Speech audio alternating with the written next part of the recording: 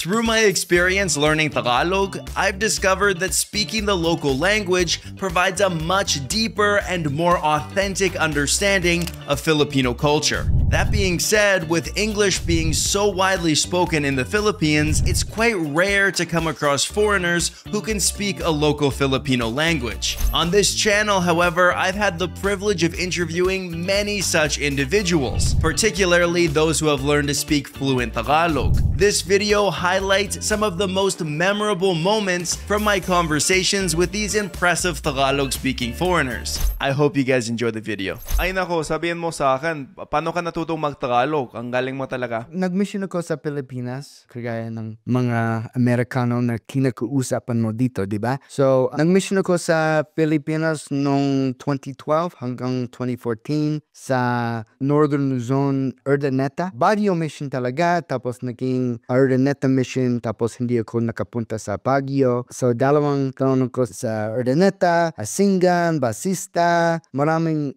ibang lugar dyan. Ito nga, so, alam mo, matagal na ako sa Dubai. Halos, nasa 18 years na. Nung nagsimula na yung gera sa Syria, sa bansa ko, lahat na yung mga lalaki, alam mo na, scattered na yung mga Syrian. Yung, mga Syrian punta ng Germany, Dubai, mga iba-ibang bansa. So ako, nagpunta ako dito, tapos nakatira ako sa, alam mo naman, bago ka na sa country, wala ka masyadong pera. So, syempre, tipid ang buhay, di ba? So, nag-rent ako ng bed space sa isang villa. Yung villa, meron siyang siguro nasa 300 na tao, puro Pilipino. Ako lang talaga ibang lahi doon. Alam mo na, wala naman akong actually interest na matuto ako mag-Tagalog, pero parang by force lang kasi parang wala kang magagawa. Lahat sila nagtatagalog. Kailangan mo talaga pakinggan. Asala mga Bisaya, yung mga Ilocano, lahat, ang dami lingwahe. So, parang alam mo na mix ng lahat ng mga lingwahe sa akin. Nung nagsimula na naging interesado ako sa lingwahe. So, nagsimula ako, alam mo naman, pag nagsimula ka matuto ng bagong lingwahe, yung unang matutuan, mga mura, yung mga bastos, alam mo naman, ganyan talaga. So, parang day by day, naramdam ko sa sarili ko na it's more than 5 to 10 word na alam ko na at na-memorize ko na agad. Parang naabot ng 3 taon, parang Tagalog na nga ako agad, nagsasalita na ako. So alam mo naman, pati yung tona ko daw, sabi niya parang Pilipino ka talaga. Parang hindi ka nga ibang lahi yung tona mo. Kasi alam mo naman, parang you live in their environment. Actually, hindi lang yun dan. Na-adapt ko talaga yung buong culture ng Pilipino. Halos pagkain, damit, lagi ako naka-short. Ayoko ng sapatos, gusto ko mag-chinelas. Alam mo yung as in parang ganyan. So ayan, natuto ako din 3 years ng Tagalog dun sa villa. Have you ever wanted to learn Tagalog but just didn't know where to start? Let me help you with my beginner's Tagalog course. Between 2 volumes, this course includes 18 structured video lessons designed to walk you through the basics of Tagalog one step at a time. Plus, you'll also get lifetime access to PDF vocabulary sheets to help you review and retain what you learn. I made this course because I know how hard it can be to find high-quality Tagalog learning materials. I built the resource that I wish I had when I started. Ready to learn? Check the first link in the video description below to get started. Now, back to the video. Yung pinaka-first time, kasi parang 2 times na sa buhay ko, kailangan na matuto ako ng Tagalog. Yung first time, dumating ako sa Pilipinas bilang isang Mormon missionary. Noon, 2001, bata pa ako, 19 years lang. Tapos, nag-assign ako sa Northern Luzon. So, nakatira ako sa mga Abra, Pangasinan, La Union, yung mga ganon. Doon ako talagang natuto ang Tagalog. Pero nahirapan pa rin kasi Ilocano region yan, di ba? Kaya, for the longest time, yung punto ko, meron siyang puntong Ilocano sa mga pagbigkas ng Tagalog words. So, nandun ako for 2 years sa Northern Luzon. Sa katapusan ng mission ko, talagang fluent na fluent ako. Kung nasa telepono ako kasamang isang Pilipino, yung akala nila is Pinoy ako. Pero, sa pamamagitan ng paglipas ng panahon, ilang years, mga 15 years, hindi ako nakabalik sa Pilipinas. Hindi masyadong ginagamit ang Tagalog ko. Kaya, unti-unti, year by year, nawawala ang skills ko. Kaya, dumating na yung 2018 at sabi ko gusto kong bumalik sa Pilipinas for vacation at na-realize ko talagang pangit ang aking Tagalog. Nahirapan akong makipag-usap sino mang tao. So sa January of 2018, nag-schedule ako ng trip ko for June 2018. Sabi ko, sige, may 6 months na naman ako para mag-practice. Ano yung best way para ipa-practice ko yung Tagalog? At sabi ko, sa social media na lang, mas maganda yun. Kasi mahilig ako sa social media. Sa gitna ako ng mga kapatid ko, 8 kami. Ako yung sa gitna. So, sabi ni Liz, kulang ako sa pansin kay SP. So, mahilig talaga ako sa paggawa ng content. Talagang fitting talaga yung career na yan sa akin. So, sabi ko, sa social media na lang, gagawa ako ng ilang mga videos. Nagpa-practice ako ng aking Tagalog. Tatanungin ko yung mga tao for help sa aking pagbikas, vocabulary, ganon. So, gumawa ko ng Instagram at saka Facebook account in January 2018. Nag-upload ako ilang mga videos, maybe, I don't know, 10 or 15 videos sa 6 months na yon. Pumunta ako sa Pilipinas for 1 month, nag-vacation ako, masaya talaga, nahirapan ako mag-Tagalog doon. At after yung trip na yan, parang di ako masyadong seryoso sa paggawa ng content kasi may career ako sa software. Yun lang. Pero dumating na ang 2022, talagang wala akong hilig sa software industry. At sabi ko, kailangan ko isang plan B ng career. At sabi ko, ano ang talagang gustong-gusto ko? At sabi ko, for the longest time, habang buhay, yung ginagawa ko is content creation. Yung first YouTube video ko is sa 2006. Sa 1990s, ginawa ko yung mga home videos with my parents, lumang camcorder. So palaging gumagawa ako ng content. So sabi ko, susubukan ko itong content creator career. So sa 2022, sabi ko, yung goal ko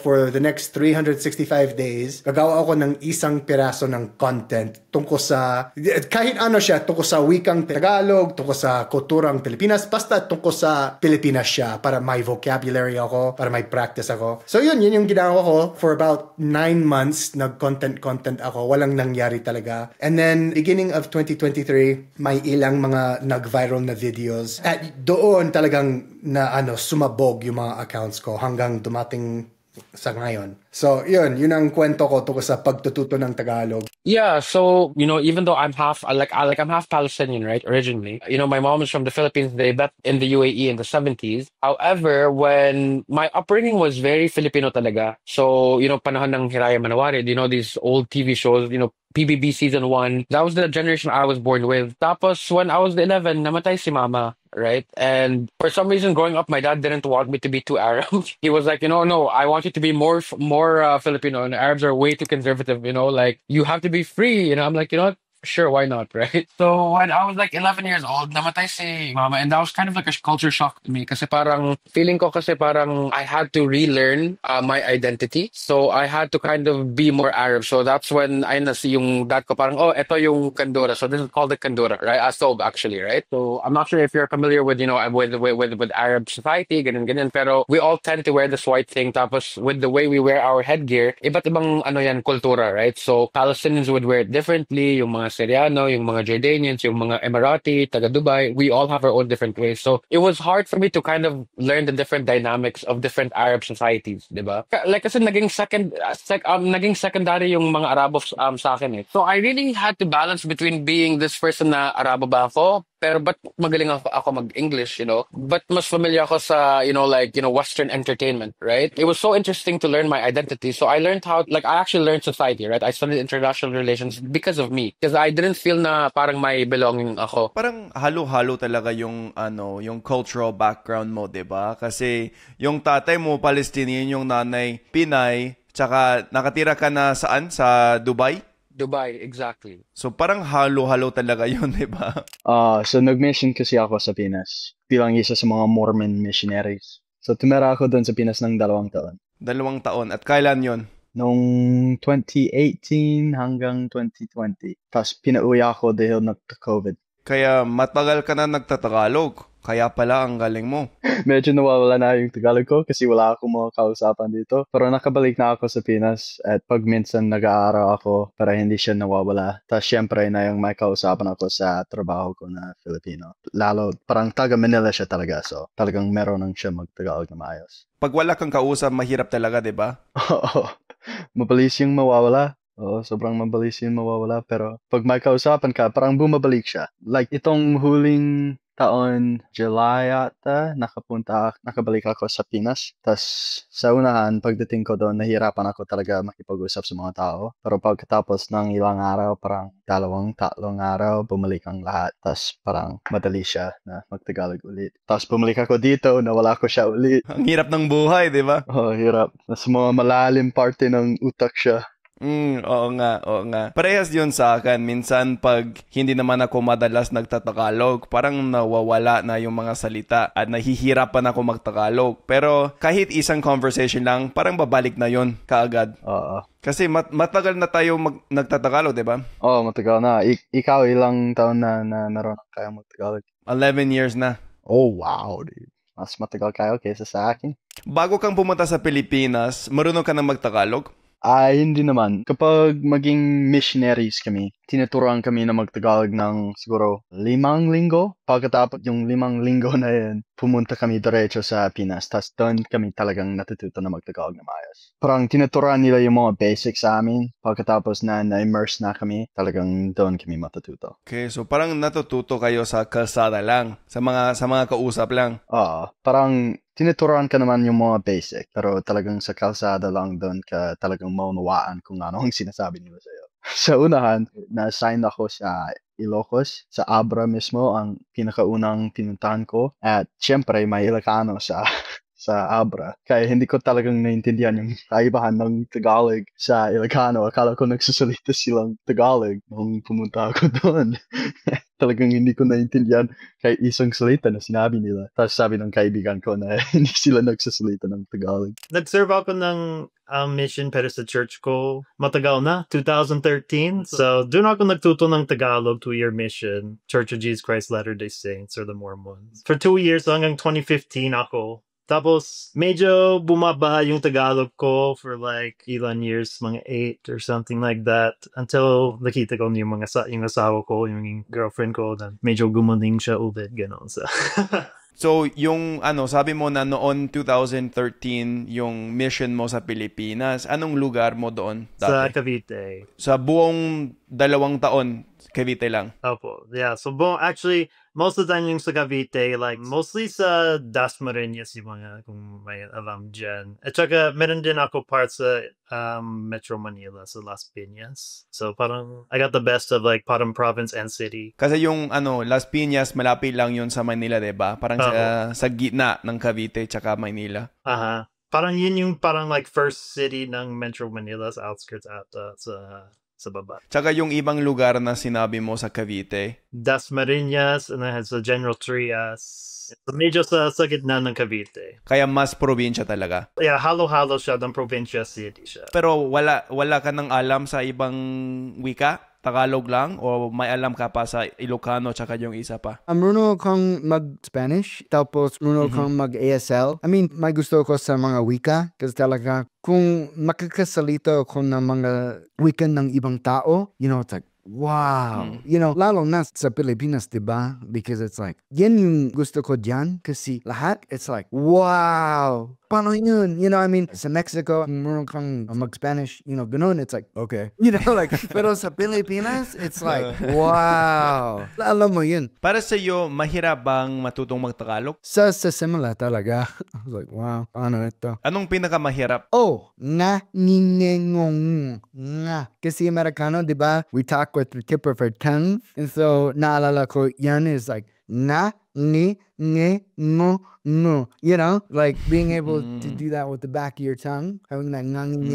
So yung pagbikas, yung pronunciation yung pinakamahirap sa'yo. Pangit pa rin yung pagbikas ko. Ay, hindi. Magaling ka.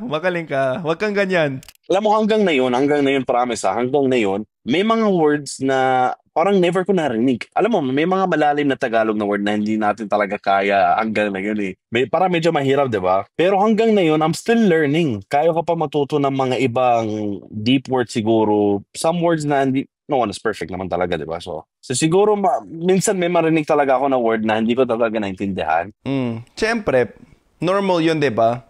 Kasi hinding-hindi natatapos yung proseso ng learning, 'di ba, ng ibang salita, 'di ba? Kahit sa mga native speaker, kahit sa English para sa akin, meron mga salita na hindi ko alam, 'di ba? So para sa iyo, feeling mo na kailangan mong matutong mag-Tagalog o parang natural lang yung process? To be honest, hindi magaling yung Tagalog ko, right? Pero yung accent ko maganda. I would feel na parang, yes, natural siya, pero nabubulol ako eh. Gusto ko talaga magtagalog ng diretso, pero somehow the English word just comes in. Pero normal din yun. Kahit sa mga Pilipino sa Pilipinas, 'di ba? Nagtataglish din sila. Normal din yun. Pero ako kasi parang gusto ko talaga yung alam mo yung malalim na Tagalog. Yung parang yung days ni Jose Rizal yung gamit. Yung nakaka-nosebleed. Yes, yun. Yung nakaka-nosebleed. Kahit nga yung national anthem, parang yan yung Tagalog na gusto ko eh. Anong mga methods na ginamit mo dati? Siguro hindi ako masyadong masipag kagaya ng mga ibang missionaries kaya sa kanila naman ginamit nila lang yung parang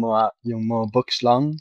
Pero para sa akin, ginamit ko lang yung mga kaibigan ko, yung mga kausapan ko para matuto yung mga parang salita na talagang kailangan mo upang maintindihan yung language. May narinig din ako ng isang missionary, or hindi siya missionary, may narinig ako ng isang tao. Ginawa niya is, tinuktok niya yung Glock 9. Alam mo yun? Glock 9? Isa siyang rapper. Glock 9? Yeah, isa siyang Tagalog na rapper. Sikat siya sa Pinas. Pero tinuktok niya yung mga kanta niya. Doon siya natuto na mag-Tagalog na maayos. Tapos talagang talagang yung tao na yun, parang Filipino yung pananalita niya. Parang Pinoy talaga siya. Pag ginagaya mo talaga yung Pilipino, parang mas magaling na yung accent, diba? Kaysa sa mga tao na natuto lang sa libro. Kasi yung mga Pilipino, hindi sila nagsasalita ganun, diba? Parang iniisip ko na kailangan mo rin yung mga book. Like, kailangan mo yung mga libro. Diba? Upang matuto yung mga basic. Kasi kung walang ganun, hindi ka matututo. Parang pag naririnig mo yung mga Filipino na nagsasalitang Tagalog, wala kayong maintindihan. Pero kapag inaaral mo yung mga libro, tas lumalabas ka, kinakausap mo yung mga tao rin, parang yung dalawang bagay na yan ay tinutulungan upang talagang maintindihan mo yung buong language. Kasi para malaman yung grammar, dapat may grammar exercise ka o may libro ka o mga websites, ChatGPT, kagaya ng sinabi mo kanina. Kailangan mo yon para malaman kung paano gamitin yung grammar ng maayos, diba? Kasi medyo nakakalito yung grammar sa Tagalog, kay nako. Pero kung gusto mong para masanay magsalita, kailangan mong makipag-usap sa mga Pilipino, 'di ba? Kung hindi, parang robot yung yung accent mo. Oo, kadalasan 'yun ang nangyayari sa mga missionaries. In fairness, mahirap para sa amin 'yun. Kasi sa Tagalog, parang dalawang salita na 'yun, 'di ba? May formal Tagalog tsaka may informal Tagalog. At kaiba talaga silang dalawa. At kung gusto mong malaman kung paano sabihin to sa Tagalog, minsan yung sinasabi ng mga Pilipino, yung pinakamalalim na Tagalog, 'di ba? Hindi na naman sila nagtuturo ng Tagalog na simple lang. Gusto nilang nasabihan natin, aking pangalan ay blah blah blah. Hindi ako si Jared, 'di ba? So, minsan nakakalito kasi hindi natin alam kung anong salita na dapat matutunan natin, 'di ba? At anong natural, anong hindi natural. Minsan mahirap malaman kung gets mo 'yun. Oo, yun talaga. At lalo na kapag bago pa lang kayo sa parang kay anong salita. Pero lalo na sa Tagalog, kapag bago pa lang ka, mahihirapan ka maunawaan kung ano yung parang natural, tapos kung ano yung hindi natural. Kahit gaano katagal kayo nag-aaral ng mga libro, parang hindi mo yun maintindihan hanggang na may mga kinakausap kayo. Tapos kahit kapag gawin mo yun ng ilang taon, ang hirap talaga na talagang maintindihan yung parang buong language, kung ano yung natural, kung ano yung hindi natural. Basta parang little by little. Like, binigay nila sa amin yung mga libro, yung mga like dictionary, ganon. Pero hindi ko masyado ginagamit yung mga dictionary. Minsan lang pag may word na hindi ko talaga alam. Pero talaga yung pinakamaganda mag-aral is punta ka sa mga daan, mag-usap sa mga tao. Actually, yung maganda is usap sa mga bata. 10 and under, 10 to like 8-year-olds, ganon. Kasi natututo din ng English, and gusto nila mag-Tagalog. So parang medyo madali, simple lang yung Tagalog nila. Parang magtuto ka yung Tagalog kapag mag-usap ka sa mga bata. So yun ako nagsimula. Tapos nag-usap sa yung mga youth, yung mga like teenager, ganon. So doon ako talaga magtuto ng Tagalog. Tsaka mas marami pa rin silang oras, 'di ba? Wala silang magawa, wala silang Oo nga. trabaho. Yeah. Tambay lang sila sa bahay. So like, usap lang tayo or magkasama kayo sa amin. So lagi nagsama sila sa amin. Parang ako mag-uusap sa kanila. Like, ano ba to? Anong tawag na to? Ganon. So, lagi nagtatanong ko sila. Mga ganyan. Doon ako talaga nagtuto. Kunyari sa pinakaunang araw mo at hindi ka pa marunong magtagalog. Ang sobrang hirap. Oh my gosh. For like 6 weeks, nagturo sila sa amin. Pero sa States lang kami. Yung mga like simpling phrases, ganon. Akala ko to sobrang prepared ako. I'm like, ready na ako. Pagdating ko sa Pilipinas, ang bilis ng mga salita nila. Hindi ko alam anong sinasabi nila. They're like, get it to, ba. I'm like, ano? Tapos yung mga kabahay ko, pero Filipino din. Yung mga isang Bisaya, dalawang Ilocano. Hindi sila nagtagalog, mga Ilocano sila. So like, sobrang nalito ako dati. Paano ako magtuto ng Tagalog? Hindi ko talaga alam. Kahit like, nagja-joke sila sa akin. Alam ko, like, lagi kami rock, paper, scissors, pero sa mga, hugas ng plato or mga ganyan. Pero lagi nagtitin up sila sa akin. They're like, sige, gunting. Like, pero hindi ko alam dati. Naggunting sila like scissors and ako nagbato. So, talo ako syempre. Ay, nako. So, like, kada ka mag-aral, like, anong sinasabi nila, yung mga jokes nila. So medyo mahirap talaga sa una kasi ako lang yung puti, yung Amerikano. So, it's puro Filipino. So, it was like, medyo talaga struggle for like the first like 3 to like 5 months talaga. Niloloko ka nila. Oo, sobra. Pero sa tingin ko, dapat ma-effort din yung mga ibang tao, 'di ba? Kunyari, meron din mga foreigner na nakatira sa Pilipinas na hindi marunong magtagalog. No. At okay lang 'yon. Welcome din sila. Syempre, mabait yung mga Filipino sa kahit kanino, 'di ba? Pero sa tingin ko, pag marunong kang magtagalog, parang ina-effort mo maintindihan yung kultura nila, pwede ka nang parang lumapit sa kanila ng mas maayos, ng mas madali, 'di ba? Kasi napansin ko rin 'yon sa mga Filipino party dito. Minsan may Filipino na may jowang Canadian, 'di ba? At yung mga Canadian, hindi sila marunong magtagalog, 'di ba? At parang wala silang sinasabi, tahimik lang sila doon sa kanto, 'di ba? Lahat ng mga Filipino tumatawa, 'di ba? Naglalaro, pero yung Canadian hindi kasi hindi niya nagigets yung nangyayari. At parang sayang talaga 'yun. Kaya sa tingin ko yung foreigner dapat mag-adjust din sila para sa mga Filipino, 'di ba? At matutong magtagalog kasi mas masaya pag marunong magtagalog. Lagi ako nag-meet yung mga foreigners sa Pilipinas. I'm like, gano'ng matagal ka dito? Sabi nila, mga 10 years or ganyan sila, di ba? And I'm like, so you know Tagalog? They're like, no. I'm like, paano yan? Like, a daming kang time magtuto ng Tagalog kahit 50% lang, Medyo malungkot yan. Like, hindi mo na-gets yung mga jokes nila, hindi mo na-gets yung, like, yung talaga culture nila. Parang, dapat medyo mag-aral ka ng mabuti para mag-embrace yung culture. Tsaka din, like, sa pagkain, kain ka na lahat ng mga pagkain nila. Parang talaga embrace the culture para mag-experience talaga yung buhay ng Pilipinas. Parang, that's what laging sinasabi sa mga, like, magbibisita sa Pilipinas. I'm like, talaga, like, embrace lahat. Kain ng balot or whatever. Kahit anong kailan mong gawin, mag-usap sa kanila Tagalog. Maging talaga mas grateful sila sa iyo para may effort ka sa kanila. Tuto ng Tagalog and embrace yung culture nila. Oo nga.